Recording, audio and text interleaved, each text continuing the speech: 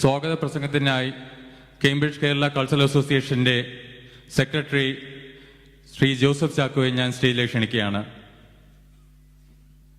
CKCA president Shri Joseph Cherian, നമ്മുടെ ബഹുമാന്യനും ആദരണീയനുമായ reverend monsignor Eugene Harkness, Oxford university social research scientist doctor Alex ഗ്യാത്ത്, സ്നേഹം നിറഞ്ഞ CKCAയിലെ എൻ്റെ പ്രിയപ്പെട്ട കുടുംബാംഗങ്ങളെ, സുഹൃത്തുക്കളെ, പൊന്നും ചിങ്ങമാസത്തിലെ തിരുവോണ നാളിൽ ലോകമെമ്പാടുമുള്ള മലയാളികൾ ഓണപ്പാട്ടും ഓണപ്പൂക്കളവും ഓണസദ്യയുമൊക്കെയായി മാവേലി മന്നനെ വരവേറ്റ് കഴിഞ്ഞിരിക്കുന്ന ഈ ധന്യ നിമിഷത്തിൽ നമ്മുടെ കേംബ്രിഡ്ജിലെ ഈ കൊച്ചു സമൂഹം മാവേലി തമ്പുരാനെ വരവേൽക്കുവാനായി തിരുവോണം അത്യാഹ്ലാദപൂർവ്വം ആഘോഷിക്കുവാനായി ഇവിടെ ഒത്തുചേർന്നിരിക്കുകയാണ്. ഈ അവസരത്തിൽ സ്നേഹത്തിൻ്റെയും സൗഹൃദത്തിൻ്റെയും നന്മയുടെയുമൊക്കെ പ്രതീകമായ തിരുവോണത്തിൻ്റെ മംഗളാശംസകൾ കേംബ്രിഡ്ജ് കേരള കൾച്ചറൽ അസോസിയേഷൻ്റെ പേരിൽ ആദ്യമായി ഞാൻ നിങ്ങൾക്ക് നേർന്നുകൊണ്ട് എൻ്റെ കർത്തവ്യത്തിലേക്ക് കടക്കുകയാണ്. ആദ്യമായിട്ട് CKCA പ്രസിഡന്റ് ശ്രീ ജോസഫ് ചെറിയാനാണ് ഞാൻ സ്വാഗതം പറയാൻ ആഗ്രഹിക്കുന്നത്. നമുക്കറിയാം, ഈ പരിപാടിയുടെ വിജയത്തിന് വേണ്ടിയിട്ട് കഴിഞ്ഞ കുറേ ദിവസങ്ങളായിട്ട് അഹോരാത്രം ഈ പരിപാടിയുടെ വിജയത്തിന് വേണ്ടി പ്രവർത്തിക്കുന്ന CKCA പ്രസിഡന്റ് ശ്രീ ജോജോ ചെറിയാനെ ഞാൻ ആദ്യമായി വേദിയിലേക്ക് ഹാർദവമായി സ്വാഗതം ആശംസിക്കുകയാണ്.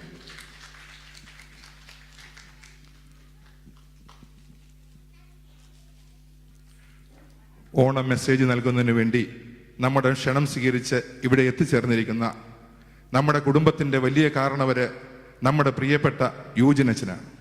നമുക്കറിയാം, മലയാളികളുടെ സാംസ്കാരിക തനിമയും സാംസ്കാരിക കൂട്ടായ്മയും മലയാളികളുടെ എല്ലാ പ്രോഗ്രാമിലും നമ്മുടെ കുടുംബാംഗങ്ങളെ പോലെ നമ്മോട് ഒത്തുചേർന്ന് നിൽക്കുന്ന ബഹുമാന്യനും ആദരണീയനുമായ റവറൻ ഫാദർ മോൺസിഞ്ഞോർ യൂജിൻ ഹാർക്കിനസിനെ ഞാൻ കേംബ്രിഡ്ജ് കേരള കൾച്ചറൽ അസോസിയേഷൻ്റെ പേരിൽ സ്വാഗതം ആശംസിക്കുകയാണ്.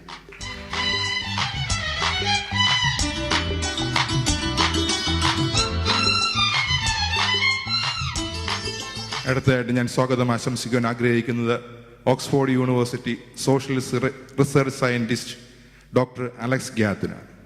ഡോക്ടർ അലക്സ് ഗ്യാത്തിനെ കുറിച്ച് പറയുകയാണെങ്കിൽ കേരളത്തിൻ്റെ സാംസ്കാരിക തനിമയെക്കുറിച്ചും കേരളത്തിൻ്റെ പൈതൃകത്തെക്കുറിച്ചുമൊക്കെ വളരെ വിശദമായ റിസർച്ച് നടത്തി ഒരു മലയാളികൾക്കറിയാവുന്നതിലധികമായ കാര്യങ്ങൾ കേരളത്തെക്കുറിച്ച്, കേരളത്തിൻ്റെ സാംസ്കാരിക പൈതൃകത്തെക്കുറിച്ച് മനസ്സിലാക്കുകയും പഠിക്കുകയും ചെയ്തിട്ടുള്ള ഡോക്ടർ അലക്സ് ഗ്യാത്ത് തീർച്ചയായിട്ടും നമുക്ക് അതിവിശിഷ്ടമായ ഒരു അതിഥിയായി ആണ് എന്നെനിക്ക് സന്തോഷപൂർവ്വം പറയുവാൻ സാധിക്കും. ഡോക്ടർ അലക്സ് ഗ്യാത്തിനെ ഞാൻ കേംബ്രിഡ്ജ് കേരള കൾച്ചറൽ അസോസിയേഷൻ്റെ പേരിൽ സ്വാഗതം ചെയ്യുകയാണ്. ഐ വെൽക്കം ഡോക്ടർ അലക്സ് ഗ്യാത്ത് ടു ദിസ് പ്രോഗ്രാം.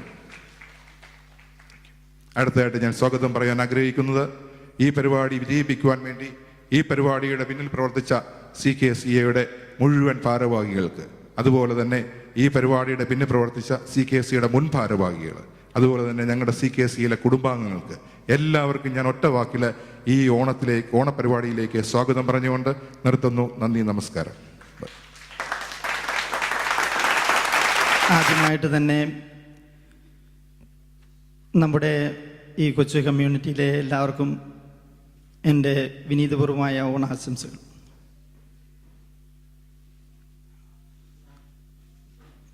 ഈ പരിപാടി കുറേ കൂടെ നേരത്തെ തുടങ്ങേണ്ടതായിരുന്നു. പ്ലാൻ ചെയ്തതുപോലെ നമുക്ക് ചെയ്യാൻ സാധിക്കാത്തതിൻ്റെ കാരണം എല്ലാവർക്കും അറിയാം. അതുകൊണ്ട് തന്നെ ആരെയും ബ്ലെയിം ചെയ്ത് തുടങ്ങുന്നില്ല. പക്ഷെ നമ്മൾ പരിപാടി തുടങ്ങുമ്പോഴത്തേനും നേരത്തെ വന്നില്ലെങ്കിൽ നമുക്ക് അതിൻ്റെതായ രീതിയിൽ പരിപാടി ഓർഗനൈസ് ചെയ്യാനുള്ള ബുദ്ധിമുട്ടുകൾ വരും. ഒരു താമസിച്ച് തുടങ്ങിയത് കൊണ്ട് തന്നെ വലിയ നീണ്ട ഒരു പ്രസംഗത്തിലേക്ക് ഞാൻ പോകുന്നില്ല. എങ്കിലും ഓണം മെസ്സേജ് തരാം എന്ന് പറഞ്ഞ ഫാദർ മാത്യു അച്ഛന് വരാൻ സാധിക്കുകയില്ല എന്ന് വളരെ ഷോർട്ട് നോട്ടീസായിട്ട് കുറച്ച് മുമ്പ് തന്നെ വിളിച്ച് പറഞ്ഞു. ഒരു അത്യാവശ്യ കാര്യമുള്ളതുകൊണ്ട് അച്ഛന് വരാൻ പറ്റുന്നില്ല. അപ്പോൾ അതുകൊണ്ട് അതുകൂടെ ഒന്ന് കവർ ചെയ്യണം. സമയം അതിക്രമിച്ചെന്ന് എനിക്കറിയാം. എങ്കിലും കമ്മിറ്റിയിൽ ഇങ്ങനെ സംസാരിച്ച സമയത്ത് എല്ലാവരും പറഞ്ഞു, മാവേലിയുടെ കാര്യങ്ങൾ പറഞ്ഞ് ആൾക്കാരെ ബോറടിപ്പിക്കേണ്ട, ഇവിടെ എല്ലാവർക്കും അറിയാം മാവേലിയുടെ കാര്യവും ഓണക്കഥകളും എല്ലാം. അപ്പം ഞാൻ പറഞ്ഞ നല്ലൊരു കാര്യം ചെയ്യാം, നമ്മൾ സമ്പൽ സമർത്ഥമായ കേരളത്തെ പറ്റി ഒന്ന് സംസാരിച്ചാലോ, അതിവിടുത്തെ കൊച്ചു പിള്ളേർക്കും അറിയാമെന്ന് പറഞ്ഞു. അപ്പോൾ ഒരു ആശയദാരിദ്ര്യം നേരിടുമല്ലോ എന്ന് ഓർത്തിരിക്കുന്ന സമയത്താണ് ഫാദർ മാത്യു വിളിച്ച് പറയുന്നത് വരാൻ പറ്റുന്നില്ല. അപ്പോൾ അതുകൂടെ ഒന്ന് കവർ ചെയ്തേക്കാം എന്നോർത്തു. പക്ഷെ ഞാൻ അധികം മുഷിപ്പിക്കുകയില്ല. പലപ്പോഴും നമ്മളെല്ലാം വിചാരിക്കുന്നത് പോലെ നമുക്കറിയാം, മാവേലി നല്ലൊരു റൂളറായിരുന്നു. മാവേലിക്ക് മാവേലിയുടേതായ ആ വ്യക്തിത്വം ഉണ്ടായിരുന്നു. അതുകൊണ്ടാണ് ഇന്നും ഒരു ലെജൻഡ് ക്യാരക്ടറാണെങ്കിൽ പോലും ഒരു രീതിയിലും ആ തനിമ നഷ്ടപ്പെടാതെ ഇന്നും മലയാളത്തിൽ അനുസ്മരിക്കപ്പെടുന്നതും അതൊരു നല്ലൊരു പരിപാടിയായിട്ട് തന്നെ കൊണ്ടാടപ്പെടുന്നു. പലപ്പോഴും നമ്മൾ മറന്നു പോകുന്ന ഒരു കാര്യം, ഒരു മാവേലി ഒരു രാജ്യം ഭരിച്ചതുകൊണ്ട് ഒരിക്കലും ആ നാട് നന്നാകുകയില്ല. മാവേലിയുടെ സപ്പോർട്ടുള്ള മാവേലിയുടെ പ്രജകളുണ്ടായിരുന്നു. നല്ല രീതിയിൽ എല്ലാവരുടെയും ബുദ്ധിമുട്ട്, ഒരാളുടെ ബുദ്ധിമുട്ട് സ്വന്തം ബുദ്ധിമുട്ടായി തോന്നുന്ന, ഒരാളുടെ സന്തോഷം എല്ലാവരുടെയും സന്തോഷമായി തോന്നുന്ന ഒരു നല്ല Praja ഗ്രൂപ്പുകളുണ്ടായിരുന്നു മാവേലിക്ക്.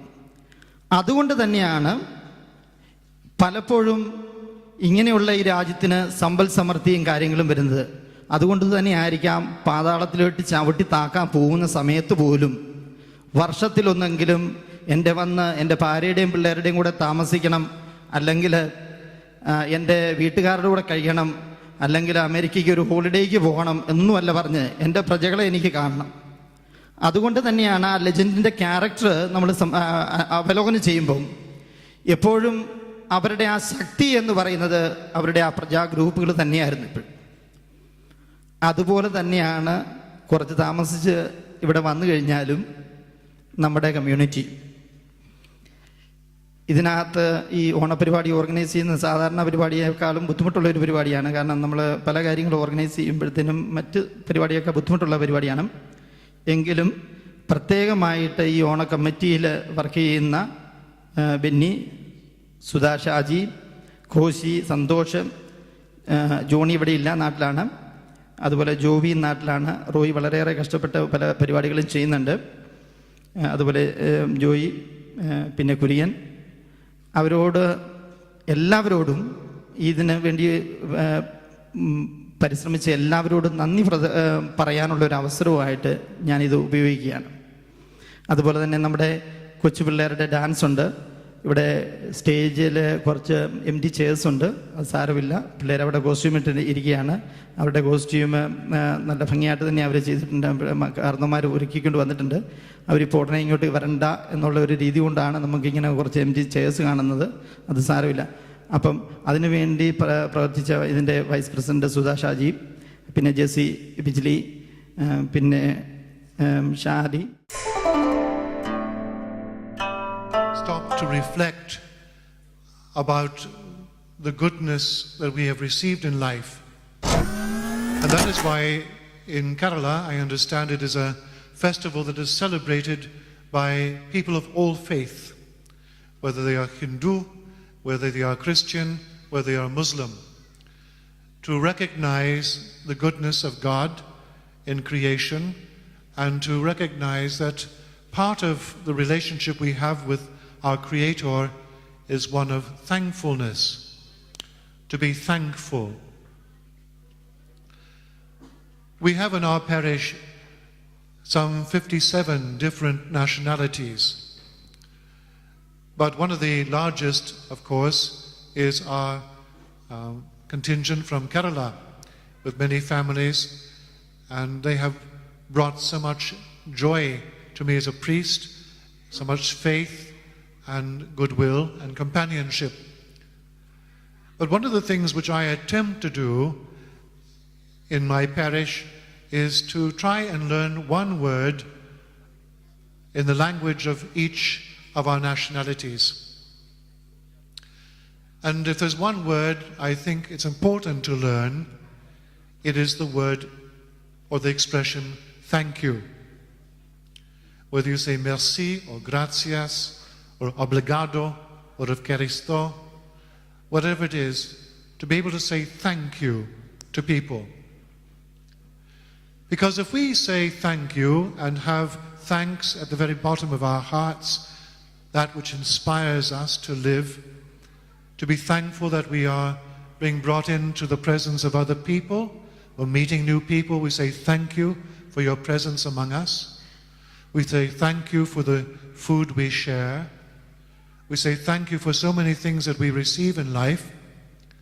And indeed, as Christians, we are told that when people abuse us, speak ill of us, we shouldn't be angry with them or vindictive. We should turn the other cheek and say thank you. Blessed are those who are persecuted for the cause of right. To live in a world in which thank you becomes the operative expression would mean that we would stop behaving in a way which is so contrary to thankfulness and godliness. Father Eugene, President Joseph, friends of Cambridge Kerala Culture Association. I've taken a lot of interest in Kerala for over 20 years now. In the 1990s, I lived there a lot when I was researching, firstly for my doctorate and then for a postdoctoral period. Unfortunately, in the 2000s, I haven't been going to Kerala at all because my work has been about Europe, but I hope to put that right and go again soon. But I have extremely happy memories of being in Kerala a lot in the 1990s. Twice I was there for Onam, and the other 2 years did not include this time of year. Now, I really would like to be able to say to you that as a result of this time in Kerala, I am going to give my talk to you in Malayalam. I would really like to say that, but I am going to say probably 2 words in Malayalam. Father Eugene managed one, so I'll say 2. I'd like to say that Malayalam is an easy language and I've mastered it completely, but that would be stretching the truth. I was reflecting on its relative difficulty recently when my mother came back from traveling all the way across Russia. She joined the Trans-Siberian Railway and went from Moscow to Vladivostok with lots of stops on the way. And when she came back, I said to her, "Well, you'll have mastered some Russian, won't you?" And she said, "Yes, I speak lots of Russian." Well, actually, I speak 1 word of Russian and I say it lots of times. So I said, "Well, what's that word?" And she said, "Vodka." And well, unfortunately, vodka is not a word of Malayalam, and therefore it's not one of my Malayalam words that I'm going to say.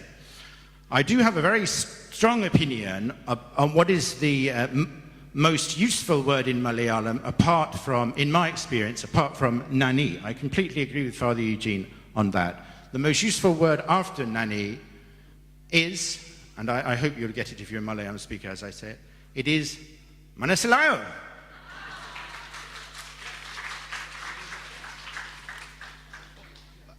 Question mark intonation strongly emphasized, or can be manisalai,